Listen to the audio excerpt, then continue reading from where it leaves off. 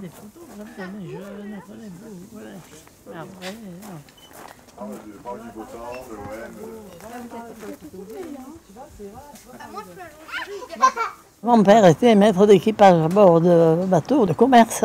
Et mon frère rêvait de faire ce que son père faisait. Et bien sûr, ma mère ne voulait pas. Il y avait assez de marins dans la famille. Et mon père a dit, bon, ben, je vais le prendre pendant un voyage ou deux, il aura compris.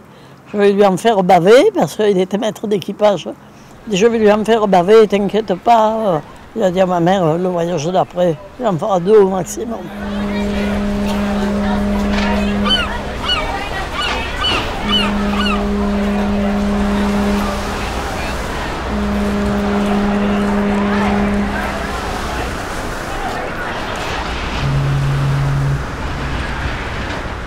Et pas du tout. Il se trouve que chaque fois que le bateau arrivait, il me disait, alors tu as compris ce que c'est le voyage, parce que le voyage de New York avec la glace à bord et piquer la glace, c'est pas intéressant. Hein. Alors l'hiver, quand il fait bien froid. Et chaque voyage, il disait non, je reste encore. Et comme ça, il a continué à naviguer.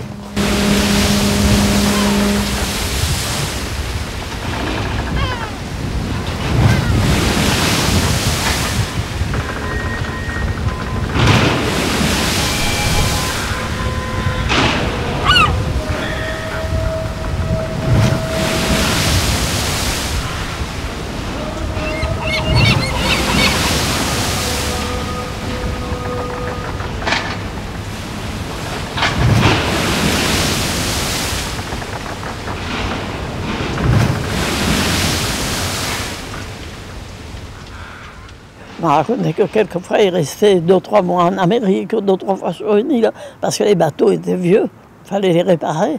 Alors il réparait les bateaux et il restait comme ça. Et là, il me disait, j'avais une belle vie. Il s'est marié, puis il y a eu la guerre, et il est resté 5 ans où on n'avait pas de nouvelles ni rien. J'écoutais tous les soirs la radio anglaise, toujours avec l'idée qu'un jour je l'entendrai peut-être.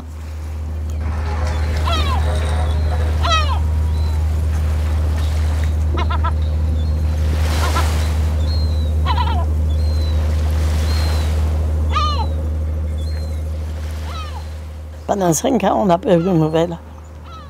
Et un jour, moi j'avais un atelier de couture, j'étais en train d'essayer une cliente, on sonne, j'ai cru que c'était une cliente, et c'est Marius qui est arrivé au bout de 5 ans.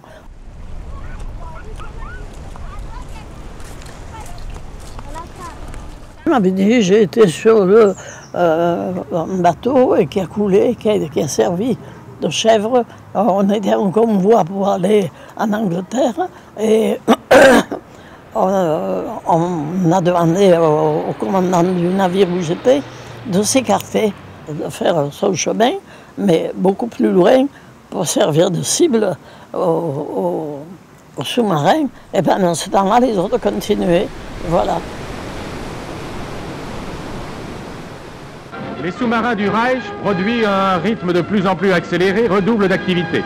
Beaucoup d'entre eux combattent la flotte d'invasion anglo-saxonne au large des côtes d'Afrique du Nord, mais il en reste de nombreux qui, sur toutes les mers du monde, mènent leur action de combat et de surveillance.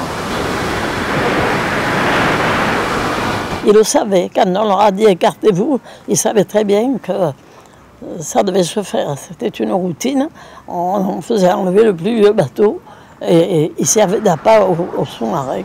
Et c'est là qu'ils ont été coulés.